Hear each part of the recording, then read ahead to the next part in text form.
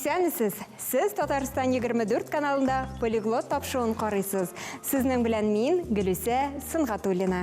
Бүгенге тапшыруда татар теленнән башка телләргә тәрҗемә итәргә авыр булган сүзләр турында сөйләшербез. Һәм аларга якынча аңлатма бирербез. Татарларның сөйләмендә бары тик безнең телебезгә генә хас булган сүзләрне еш ишетергә туры килә. Дөресен әйтик, бу сүзләрнең кайберләрен рус теленә дә тәрҗемә итеп була.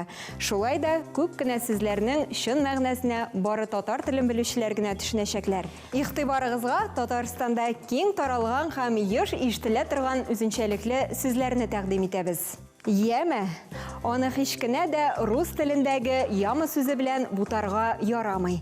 Җөмлә ахырында бу үзенчәлекле сүзне ишетсәгез, белеп торыгыз, әңгәмәдәшегез сездән җавап көтә. Бу очракта аның сүзләрен хуплап баш кагып кую, яисә ярар дип җавап бирү урынлы булыр. Чөнки яме рус теленә договорились, ладно дип тәрҗемә ителә.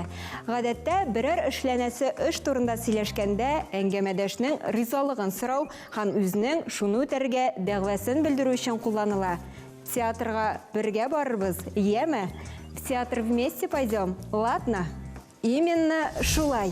Бүгенге көнгә кадәр лингвистлар ике телдәге әлеге мөстәкыйль гыйбарәләрне янәшә куюны, берләштерүне нигә кирәк икәнлеген аңлап бетерә алмыйлар.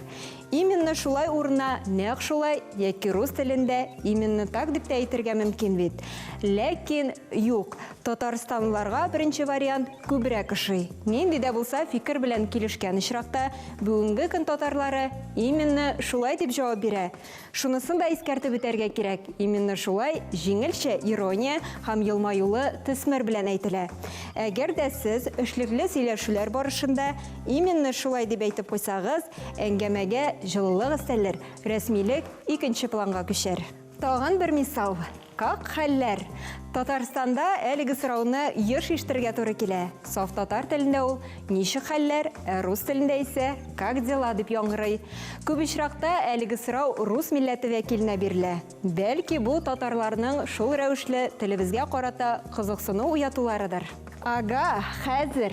Игътибар бу иронияның ачык мисалы. Гадәттә, көндәлек тормышта ага сүзен әңгәмәдәш белән риза булганда, килешкәндә кулланабыз. Хәзер сүзе аша ниндидер гамәлне шушы ук мизгелдә, ягъни тиз арада башкаруыбызны белдерәбез. Әлеге ике сүзне бергә янәшә итеп казанлыларча куллансак, бөтенләй башка мәгънә хасил була. Ага, хәзер. Барлыкка килгән гыйбарә сезнең әңгәмәдәшнең сүзләре белән килешмәвегезне, фикерләрен хупламавыгызны, һәм аның шартларын кабул итмәвегезне аңлата. Шуңа күрә бу гыйбарәне әйткәндә интонацияләрегезне төрләндерергә курыкмагыз, эмоцияләрегезне күбрәк истәгез. Иң мөһиме, оялмагыз, сезне дөрес аңлаячаклар. Татарстанларның сөйләмендә бик мөһим һәм еш ишетергә туры килгән гыйбарәләрнең берсе Алла бирса. Рус теленә тәрҗемә итсәк, даст Бог дип яңгырар. Ул гадәттә җөмлә башында яки ахырында кулланыла. Аеруча да киләчәккә планнар, максатлар турында сөйләгәндә һәр мөселман әлеге гыйбарәгә мөрәҗәгать итә. Алла бирса, барыбыз да сәламәт булырбыз. Киләсе елларыбыз имин, тыныч, бәрәкәтле булыр Алла бирса. Әлеге матур сүзне мәгънәсенә төшенеп, ешрак куллансак иде. Менә бит, музыкадагы битнең һәм китап битенең катнашы юкмыда. Әлеге гыйбарә интонациясеннән һәм кулланылышыннан чыгып, төрле мәгънә белдерергә мөмкин. Мәсәлән, билгеле бер әйберне искәртеп үткәндә яки аптырашта калганда татарлар менә бит диләр. Рус теленә ну вот же дип тәрҗемә ителә. Шулай ук гаҗәпләнгәндә кулланыла. Ну надо же! Шушының белән тапшыруыбыз ахырына якынлашты. Сөйләм телебезне үстерү өстендә эшлик, аның үзенчәлекле якларын өйрәник һәм аны башка телләрдән кызыклы сүзләр белән баетыйк. Бүгенге тапшыру сезнең өчен кызыклы һәм файдалы булгандыр дип ышанып калабыз.